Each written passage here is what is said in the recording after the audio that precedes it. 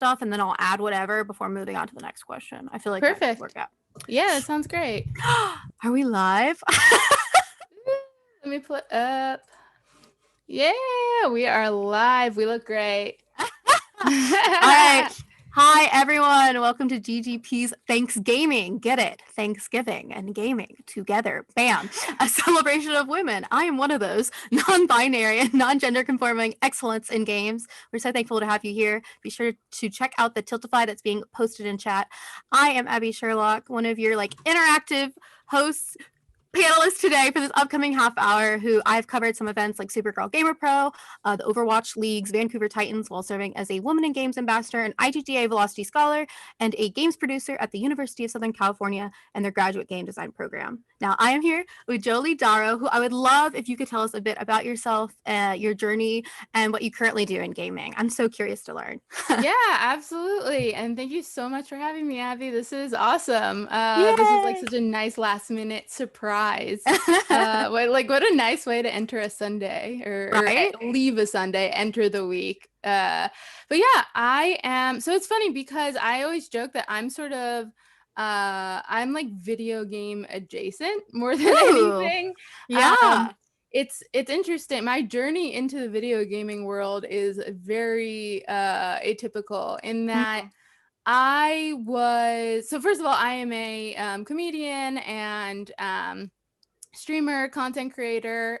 Just recently started doing TikTok stuff, and I'm seeing some Ooh. nice growth there, which is really cool. It's like Yeah. such a fun platform. Hold on, I'm just gonna pull up this chat and make it easier for me to see. Okay, cool.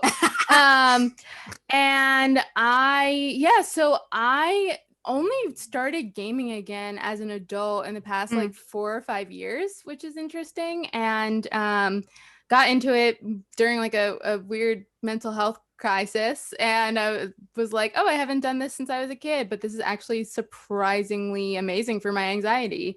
And just like started really going hard on that and realized that there's a niche, a really interesting like comedy niche for like gaming humor.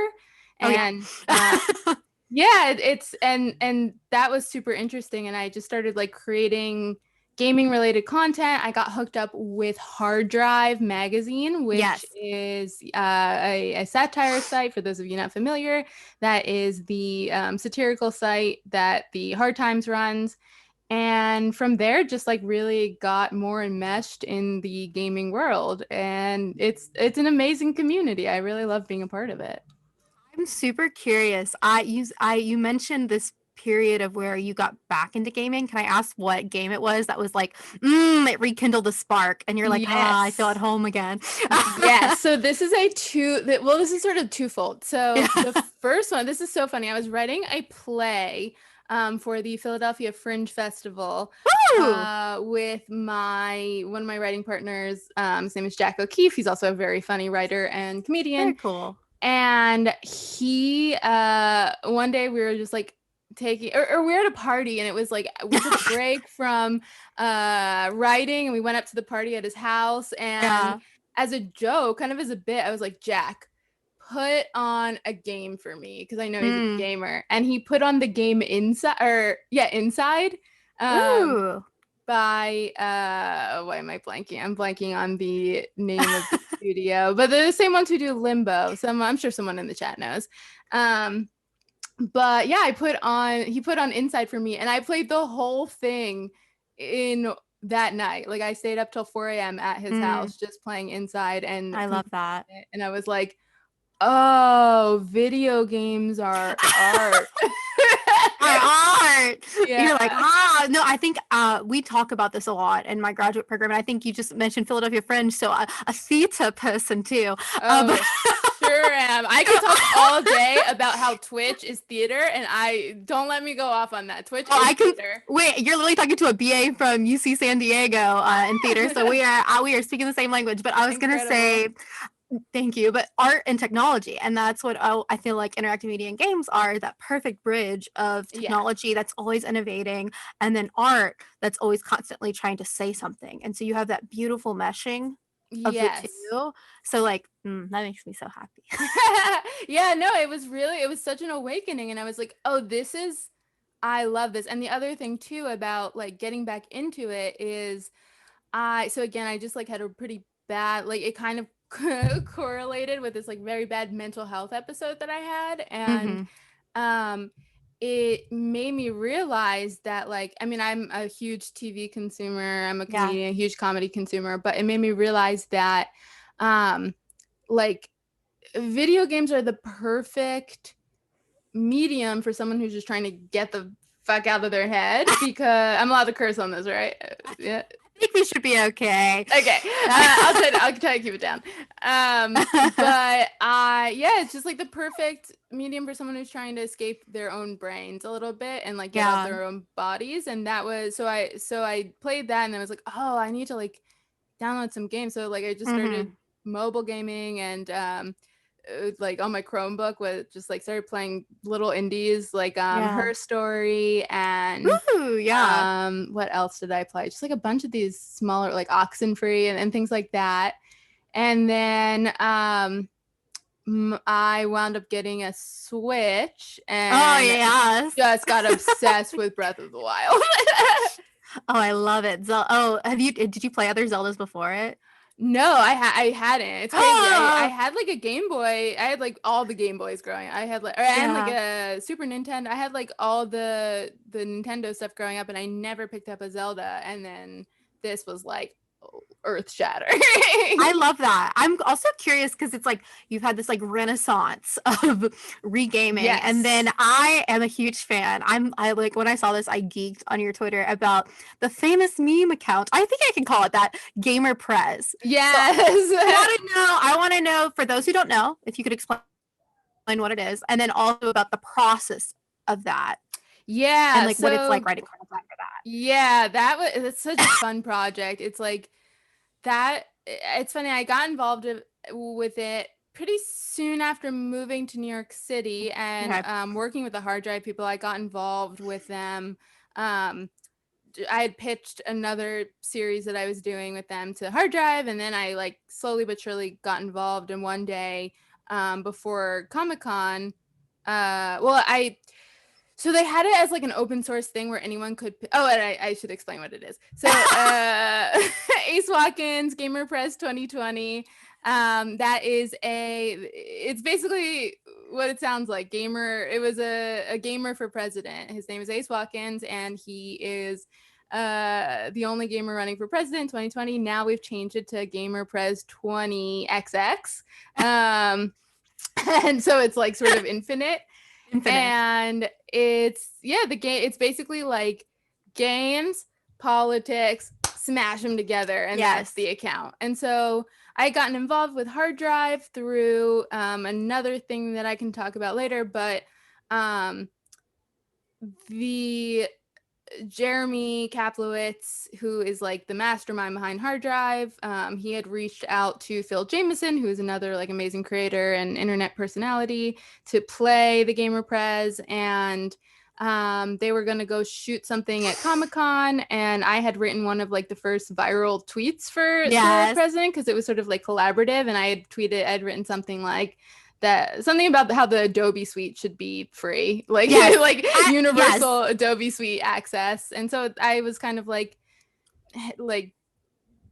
I was seen as like one of the people who was contributing a lot for him. And then they're just like, we're gonna go to New York Comic-Con to shoot a video, who's around? And a few people showed up, and I decided to play. I was gonna play Ace Watkins' little sister. I thought that'd be like a funny way to round out the character, was to give him like an annoying little sister. Family, yeah. And so that's how I became Ash Watkins on the podcast, his sister. And and we went and shot a bunch of stuff. We had like a lot of plans for 2020 to go make a bunch of things, and like we went to the New Hampshire primary. Oh wow! And we got to go to PAX East.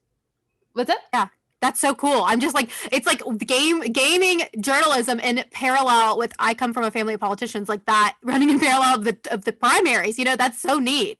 Yeah, it was so awesome. Yeah. And yeah, we went to PAX. So the last thing I did before the world shut down pretty much was we went to PAX East. And I found out later that actually the pandemic did like pretty much start in Boston in the US. Interesting. And it was like the weekend that we were there was the first like super spreader event in the US. And oh no.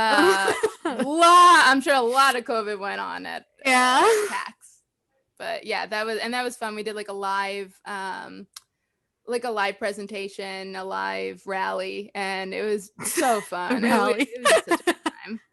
It's fun. I'm curious. This is my own. So it's like this metaverse that you're building and that you're growing out. How does the community of Gamer Prez interact with that? Is there this mutual understanding? We're talking about theater, where there's this I agree that what I'm seeing is fake, but I play along because I enjoy it, or is there also this like I want Gamer Prez to be real?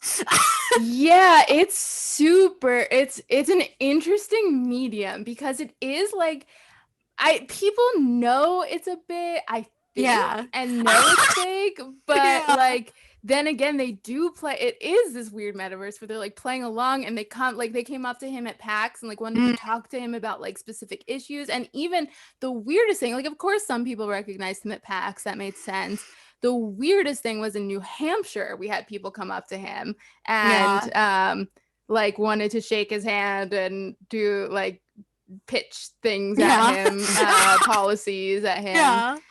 And so that was bizarre. But yeah, it is this strange thing where people are like always trying to add also like their own ideas and jokes onto the tweets, and like, but then some people will like take it too far, and we're like, do they know this is a they know this is a bit, right? Phil isn't even 35. Can't be president. Oh wait, I'm just okay. So you have like this community, and you have, again, like we talked about, this verse and this, the fans who love it. How are all these different platforms? Because you have these like different mediums. So it's like, here's our Twitter, here's us in person, here's a podcast. So it's like, what, I don't want to say objectives, but it's like, I feel like each of them are different. Yeah. So the funny and weird thing about the Ace Watkins stuff is it was like, it started out as a bit, it was a joke, right? Like it was a thing we thought would get like 5,000 likes on Twitter, and then it would go away, and then it just kind of grew into this thing where people were like actually responding, and like I think that account wound up with like within the first like 24 hours wound up with like 50,000 followers or something wild. And we were working like, again, before the pandemic, everything was very different for the Ace campaign. But we had like this plan to go and like tour, and we had a plan and like do rallies all over the country, and everything was sort of to just like feed back into like this universe and the community. So I think it was sort of like universe and community first, and the different mediums were like, and I think ultimately the plan was like, let's try and get like an Ace TV show or an Ace something where we could like actually get paid to do it in a real way. Yes. Which is, something creators don't often get to do. But I think that like, it was all about just kind of growing the community and growing like the joke, and like the making it is a meme, but it's like the amazing thing about Ace Watkins, and not to be like what's the word, not to like be like, I'm trying to think, like not holier than thou, but like not to like self-congratulate, pretend like this is bigger than anything it is. But the cool thing, and I think that really the thing that really spoke to a lot of people about Gamer Prez is it sort of turned this like idea of like the toxic gamer on its head. And I think that's this like completely niche. Agree. Yeah, it's this niche and this like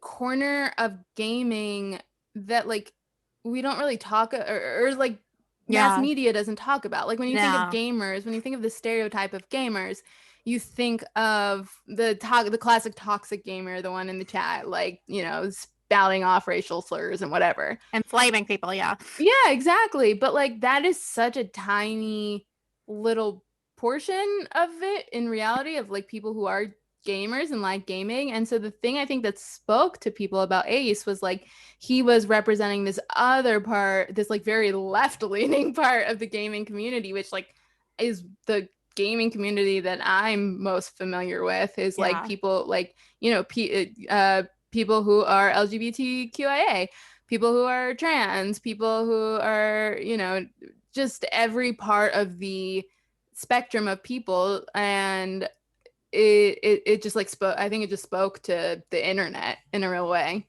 And I think you're talking about that metaverse, even of the account, but of the content of where you're Yes. making fun of it. But then you also sometimes you do lean into it because you're like, I know you know what I'm talking about. So it's that shared mutual understanding of these experiences that I mean, some of us have had, you know, where you're like, I've been in that call and I've you know, and I think it Yeah, speaks to that kind of universal understanding of kind of what we've been through. Okay, totally. so with Gamer Prez, and you're talking about kind of like this cool, new, more inclusive community. Also, like GGP and the GGP Scholars program, which you're also fundraising for today. I'm plugging again. Yay. Please get a Tiltify, and please donate. Talking about content creation and inclusivity, I'm wondering what are you thinking about? I feel like there's such a surplus right now of these really awesome opportunities that are for minorities and marginalized entities in games, like Yes. IGGA Velocity, which I mentioned, Women in Games International, GGP, the ESA Foundation. I feel like there's a lot out there, and I'm curious to hear also what you think. Yeah, I do. I mean, I just think in like media in general, I mean, obviously the what happened over the summer and just Mm-hmm. like the mass protests and the mass like call to actions really brought a spotlight to all of it. Like it's an Yes. amazing time to be an underrepresented group in like media and gaming and whatnot. I mean, it's still not great. Like it's always going to be harder.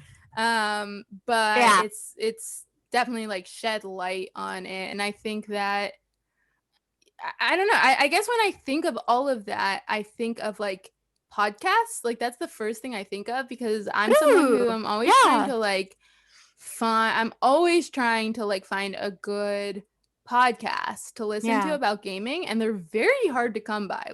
And they're all just like I'll try to listen to one and the majority are just a bunch of like straight white cis dudes talking about games and that is like so not what I care about. I'm way more interested in this like intersection of gaming and politics, gaming and the Black Lives Matter movement, like all these different intersections that are like are about gaming but beyond is definitely something that I'm interested in. I'm seeing it more. I'm seeing more people pop up, but like anyone who wants to create content right now and you are an underrepresented group, like now's the time. Like you like Yeah. get out there because you are needed. Like there Mm. is a market for it. People want to consume it. People want to hear themselves on podcasts. People want to see themselves on TV and in their games. Like I just think that it's a really great time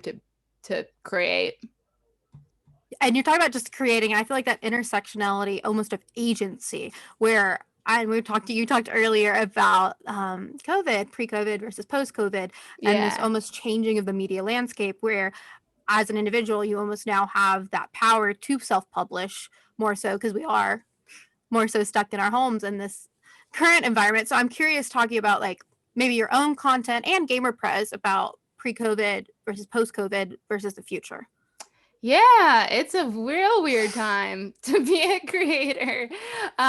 It is so what's interesting is so pre-COVID, what like a lot of what I was doing, like I was saying, like we were touring the country, we were trying to do a lot of that stuff with Gamer Prez. We were going to the conventions. I was something that and I said I was gonna come back to this, but um uh, the so I just got on TikTok and like I Yes. said like a few days ago and the thing that like immediately went viral on there which is really cool is a video I made for Hard Drive that is me cosplaying at Oh, Dragon Con oh, and cool. For those of you who haven't been to Dragon Con, it's this like insane con down in Atlanta. Yeah, it's such a fun place. I had been there the year before and I was like, this place is the wildest. It's like way better than any con ever because it's not commercial and it's like takes place in the hotels. And so it's just a 24/7 party. And so I went down there my second year and I decided I was going to cosplay as a hotel staff. And I like made these like hidden camera, like prank videos. And the one of me cosplaying as an elevator operator is like the one that's going viral. And it's so funny because last year, 2019, I had started finding this weird niche of like doing these like man on the street style videos and like the interactive sort of like the Sacha Baron Cohen, Nathan Fielder style. I'm in the field. Yeah, exactly. And I love interacting with people. I love making people feel uncomfortable and confused, which is so funny because like if I had to do it as myself, I could never, but like it's just a character. And I was really feeling like I was finding a niche and finding like a place where I could really grow. And then the pandemic happened and like you can't get close to people. Like man on the street comedy is dead right now. No more. And that was the thing we were also trying to do with Gamer Prez. We were doing a lot of like that, interview style, docu style thing. And it's just, it felt like the project kind of fell apart because or anything beyond just the Twitter account, because we weren't able to go out and like talk to people and really like be out in the field, so that was really hard. So that sucked. And it was another thing too where I felt like I was really gaining a lot of traction, but it all came crashing down. But that said, there are things I do like about not having to go out as a creator. One of those being, I was very much grinding as a comedian in New York and like going to open mics and doing shows, and I was not finding a ton of joy in that. And I love not having to leave my house. And so streaming. You've been streaming, right? Yeah, so I do stream. I have a Twitch show called Warm Milk Show, which is like a bunch of comedians, and it was created just for like, it was the first week of the pandemic, and we're like, we want to give our friends and like our audience like some more milk, something like to make them feel good during this like awful time. And we thought we'd do like 4 episodes, but sure enough, we did two streams a week for like from March until June, and we stopped in June when a lot of the civil unrest happened because we just felt like we were a little burnt out, and we felt like we didn't want to take away from any of the voices that were who needed more attention. And also we had a lot of friends who were just out protesting, and we didn't want people to feel like, well, I don't want to go and protest and go and do this thing because Warm Milk's tonight and I don't want to miss it, and we didn't want to like compete with that. So we just like took a break, and we're coming back next weekend.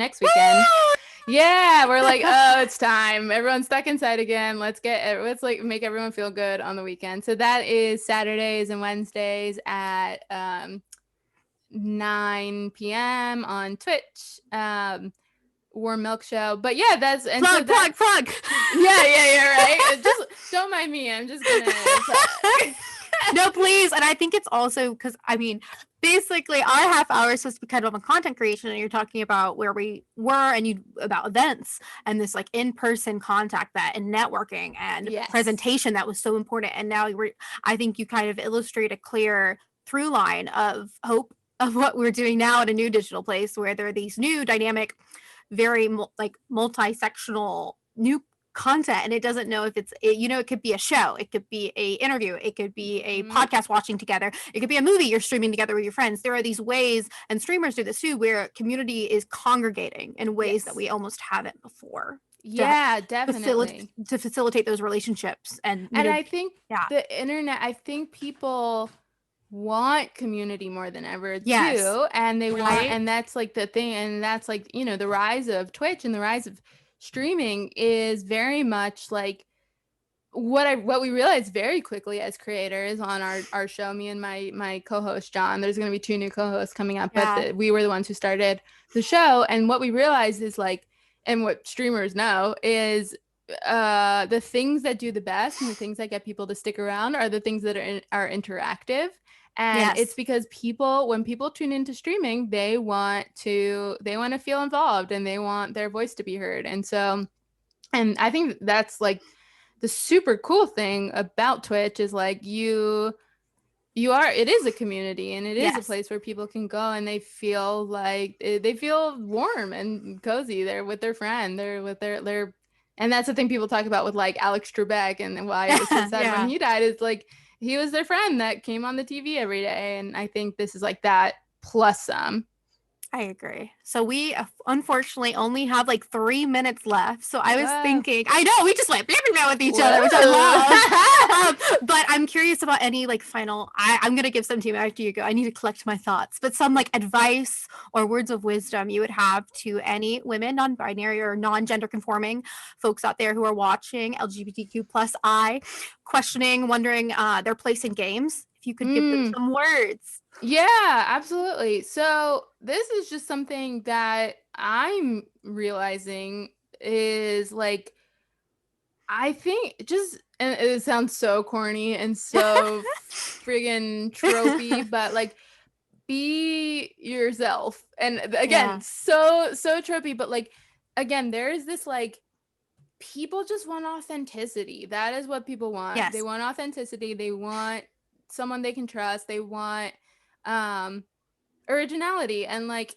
the thing that you think is maybe weird or you don't like about yourself or you're embarrassed about, like honestly, make a list, go home, stay home right now, and get out of like pen and paper and make a list of like 10 things that like you think is like embarrassing about yourself, or and like then use that and use it as your strength, because like the thing that you think is weird or different is probably the thing that people are gonna like latch onto and be like, oh, I relate. Because there's just like, yeah, people can relate to just the feeling and like people relate to feelings and emotions, even if they're very specific. Someone's gonna see that and be like, I get that. So yeah, I'm gonna cry, but just like just to remind you, completely right, to be yourself and to be genuine, and that it will work out. That you're very, very loved, and we all have our own journeys that happen with